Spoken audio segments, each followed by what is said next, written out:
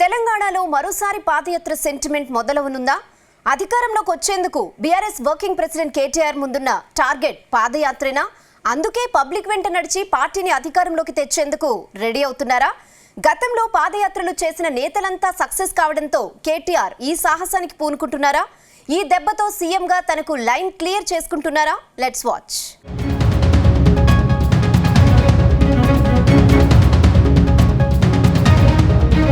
పాదయాత్ర తెలుగు రాష్ట్రాల్లో దీనికి ఎంత పాపులారిటీ ఉందో అందరికీ తెలుసు.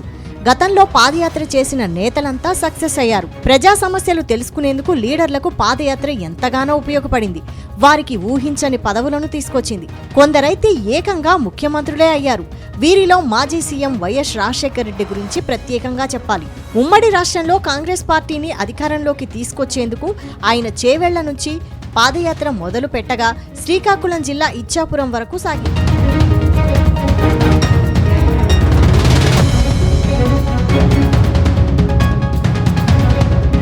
2014 ఎన్నికలకు ముందు విభజిత ఏపీకి ముఖ్యమంత్రి అయిన చంద్రబాబు కూడా పాదయాత్రనే నమ్ముకొని అధికారంలోకి వచ్చారు. చిత్తూరు జిల్లా కుప్పం నుంచి పాదయాత్ర చేసిన చంద్రబాబు దాదాపు 3000కు పైగా కిలోమీటర్లు పాదయాత్ర చేశారు.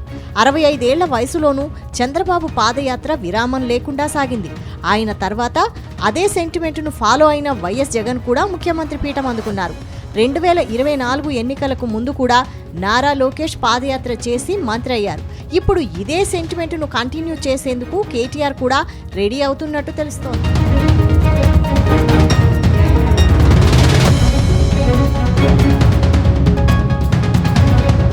ఇక తెలంగాణలో 10 ఏళ్లు అధికారం చెలాయించిన బీఆర్ఎస్ పార్టీ గత అసెంబ్లీ ఎన్నికల్లో ఓటమి పాలైంది.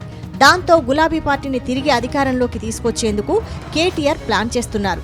వచ్చే ఏడాది రాష్ట్రం అంతటా పాదయాత్ర చేపట్టాలని భావిస్తున్నారు. ప్రస్తుతం జిల్లాల పర్యటన ప్రారంభించిన కేటీఆర్ రానున్న డిసెంబర్ వరకు పార్టీని బలోపేతం చేసే కార్యక్రమాల్లో పాల్గొంటారట. ఆ తర్వాత పాదయాత్ర ప్రారంభించనున్నారు. అయితే కేటీఆర్ ఉన్నపళంగా పాదయాత్ర చేస్తానని ప్రకటించడం వెనక పొలిటికల్ సర్కిల్స్లో ఆసక్తికర చర్చ జరుగుతోంది. గతంలో పాదయాత్ర చేపట్టిన నేతలంతా ముఖ్యమంత్రులు అయ్యారు.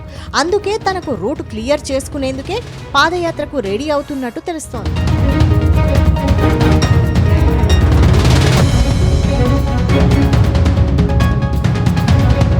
ప్రస్తుతం బీఆర్ఎస్ అధినేతగా కేసీఆర్ ఉన్నారు. కేసీఆర్ తర్వాత కేటీఆర్ఏ నెంబర్ 2 లీడర్ అని బీఆర్ఎస్ నేతలంతా చెబుతుంటారు. కానీ ఇటీవల కవిత కూడా సీఎం రేసులో తాను ఉన్నానని ప్రకటించారు. సీఎంకు ఉండాల్సిన అర్హతలన్నీ తనకు ఉన్నాయని ప్రకటించుకున్నారు. అటు హరీష్ రావు కూడా బీఆర్ఎస్లో కీలక నేత కావడం కేటీఆర్కు ఇబ్బందిగా మారింది. ఈ పరిణామాల నేపథ్యంలో కేటీఆర్ పాదయాత్ర చేయాలని డిసైడ్ అయినట్టు తెలుస్తోంది. ఒకే దెబ్బకు 2 పిట్టలు అన్నట్టుగా తన పాదయాత్రతో నేతలంతా గప్చుప్ అవుతారని ఆయన భావిస్తున్నారట. ఇదే సమయంలో పార్టీకి కూడా ప్లస్ అవుతుందని లెక్కలు వేసుకుంటున్నారట. మొత్తంగా పాదయాత్ర తర్వాత కేటీఆర్ ముఖ్యమంత్రి అవుతారో లేదో తెలియాలంటే మాత్రం మరో 3.5 ఏళ్లు ఆగాల్సింది.